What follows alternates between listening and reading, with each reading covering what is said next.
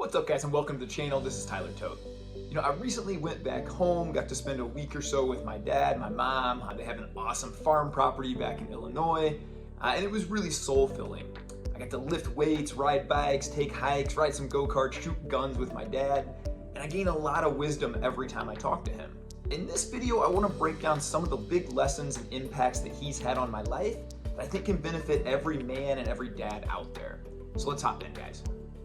My first memory of my dad, I'm probably 6 or 7, maybe somewhere in there years old, and I'll never forget, I rode a little bike a mile or two out, and my dad is running, and my dad was always training for something. He was always really in shape, and my dad was probably, mid-30s at this time. We get to this giant hill, and I'm looking up this thing, and he says, "We're here." I don't really know what he's doing. But as we get out and walk to that hill, I get off my bike, we pull it to the side, he says, "Hop on my shoulders, Ty." My dad puts me on his shoulders and sprints up this mountain. It's a really probably 300-400 yards up. He gets to the top, he's breathing heavy, he says, "All right, man, get down." I remember we kind of hold hands, we're walking down the mountain. As we get to the bottom, he says, "All right, Ty, hop back on." Boom, he sprints up that thing again. My dad would go on to do this 9, 10, 11, 12, I don't know how many times, but a lot. I remember sweat pouring down off him. I remember thinking, my dad is the strongest guy, the fastest guy. This guy will never quit. In fact, it is pretty popular as boys. I remember being in 2nd and 3rd grade and having this conversation. My dad's so strong, he can do this, he can do that. I remember telling him my dad would always win because he'll never quit. My dad's just a warrior, man. I've seen this guy train, I've seen him in action. And I think the first big lesson that my father really taught me through that, and one that I aim and strive to teach my kids too, is nothing he really said. He didn't have a big sit-down talk with me after this. Dude, look at this. I'm almost 40 years old and this is still imprinted on me so much. I got to witness my dad being great. My dad didn't tell me stories of when he was great in high school. "Oh yeah, Ty, I used to be able to do this. Yeah, I used to chase this. Yeah, I used to be able to do this." I've gotten to witness my dad through his whole life. Even at 66, when I was back home this last week, he's lifting weights. He's still learning new things. He's still reading all the time. He's still growing every day as a man. And I think too many guys, especially men that I coach, they come to me and they want to blame their wife for maybe a lack of intimacy, or they want to blame other people for these things. Your kids, your wife, everybody around you, they need to see you setting goals. They need to see you pushing yourself. They need to see you waking up early, getting after it. I love the fact that every day I get home, and by the time I've come home, I've journaled, prayed, meditated, visualized my day, lifted weights, moved my body. My kids are waiting for me at the door. "Daddy's home from the gym. Daddy's home." They already know Daddy's getting better. Daddy's chasing these things. Daddy's doing crazy things like 100,000 steps in a day or 5 Murphs in a day. Daddy's gonna go for these harder things. Daddy's gonna keep pushing. So that's big takeaway number 1, is don't be talking about the glory days. And look, I get it. The average husband, after he gets married, will put on 1.5 pounds a year the rest of his life. That's what happens in the West. Don't be normal. Don't settle for this. And maybe you've gone a decade and you're like, "Yeah, man, I got that dad bod," right? You know what? Today can be the day that you say, "Not anymore. I'm gonna break free. You know what? I'm gonna meal prep. I'm gonna get up and work out every morning. I'm gonna do some of these things so my wife and my kids can witness me challenging myself and being better every day." Because let's be honest, guys, what do we want for our kids? Do you want your kid to be 30 and just, "Well, that's it, life's over, had a good run"? Of course not. You want them to constantly be growing. Well, how do you do that? You continue to grow yourself. You continue to model excellence. The second big lesson my dad gave me was when I was going through a really, really hard time. I had been fired from a job, we were moving cross country, a lot of uncertainty in my life. I'd started a little self-improvement journey, but man, I wasn't fully there yet. I remember calling my dad one day just having a panic attack. And I feel like I can't breathe. Is this what a heart attack feels like? I remember this, about 4.5 years ago. My dad just really calm, stays calm the whole time. My dad's always been that stoic guy, like a rock. And he said, "Hey, Ty, take a few deep breaths. Just slow life down a minute. You don't need to know what your job is 3 years from now. You don't need to solve all these things today, tomorrow. What you need to do is win the next minute." That was so powerful to me. Win the next minute. "What does that look like?" he asked. I said, "Well, I'll probably catch my breath." He said, "Okay, Great, man. In this minute, you won. Hey, let's win the next minute. What's that look like? I think maybe just getting a to-do list down of a few things I want to do. Hey, awesome, man. Now we got momentum, right? We hit a couple. What's win the next minute look like? Do that first thing on the to-do list. Maybe pack, whatever it is, right? And so I think, I've applied this throughout the last 4.5 years, helped a lot of clients with this. There are times in life, guys, where we just feel overwhelmed. We feel pulled in 1,000 directions, stretched really thin. It is so powerful to know at any moment, I can take that deep breath and I can say, let's just win the next minute. I don't need to solve the whole thing. I don't need to climb the entire staircase. I just got to take the next step.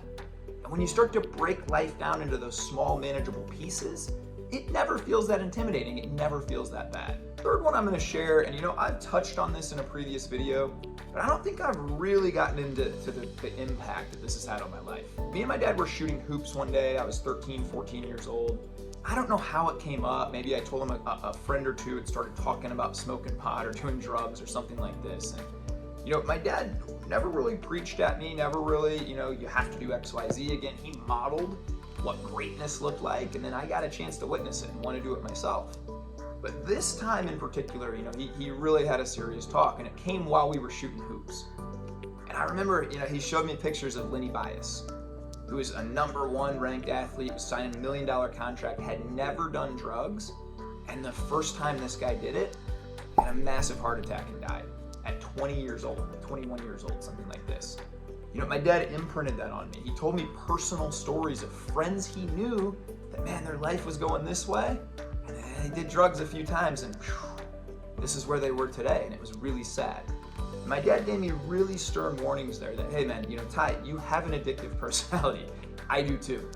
So we gotta make sure we're addicted to good things.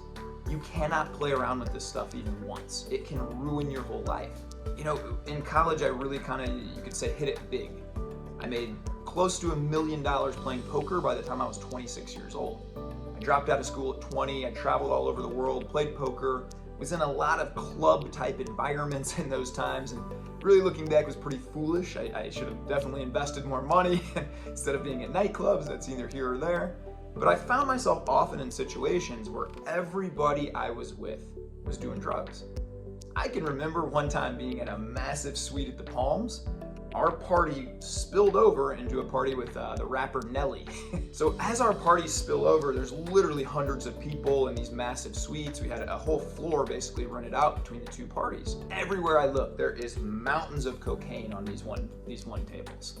There is mountains of drugs on other tables, and everybody just walking by. It's Scarface, man. Just sniffing away, man. I drank and probably did some other nefarious activities that I shouldn't have done or probably shouldn't even have been there looking back. But I'll never forget, my dad's words were still in me. At 23, 24, however old I was during that time, people would ask me, hey, Ty, you want to come hit this? Nah, man, I'm good.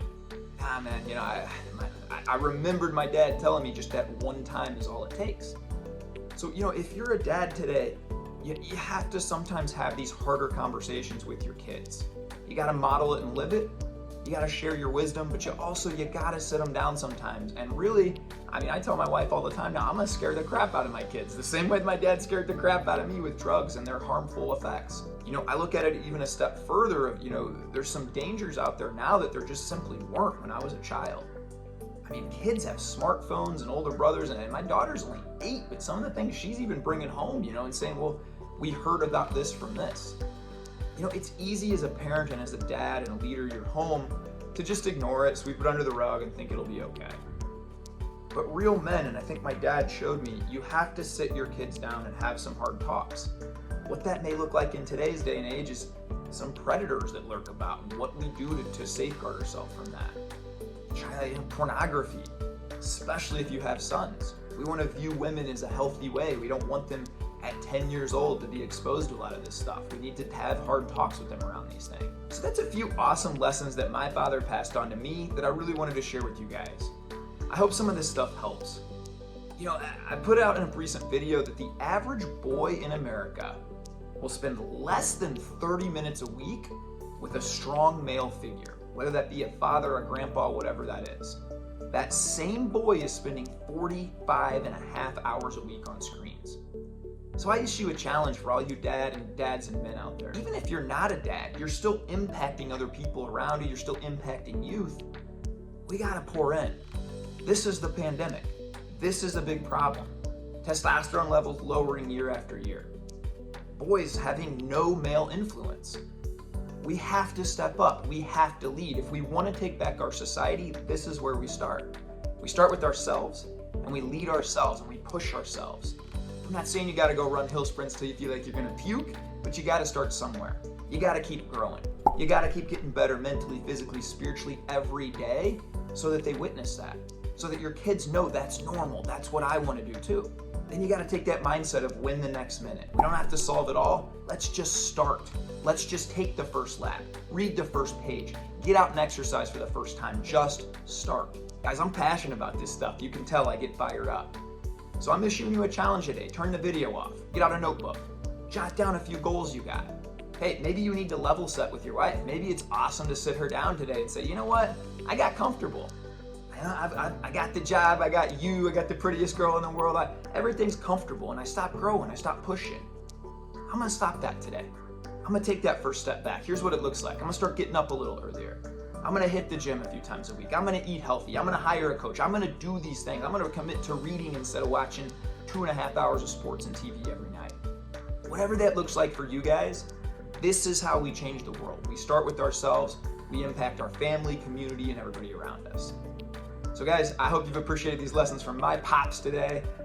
My dad, Gary, we call him the legend, actually. A lot of my friends nicknamed him the legend when we were in high school, because man, he was in his 50s and he'd still run full court basketball with us pretty much every weekend when all my friends would come down to our gym and stuff. So if you want to be known as the legend like my dad, or have your kids look up to you kind of in reverence the way a lot of people look up to my pops, and you got to start some of these things today, fellas. So let's get fired up. Let's be our best selves. Let's go impact others. Be kind to yourself. Be kind to everybody. Let's go change the world. You guys have the greatest day of your life. Thanks for tuning in.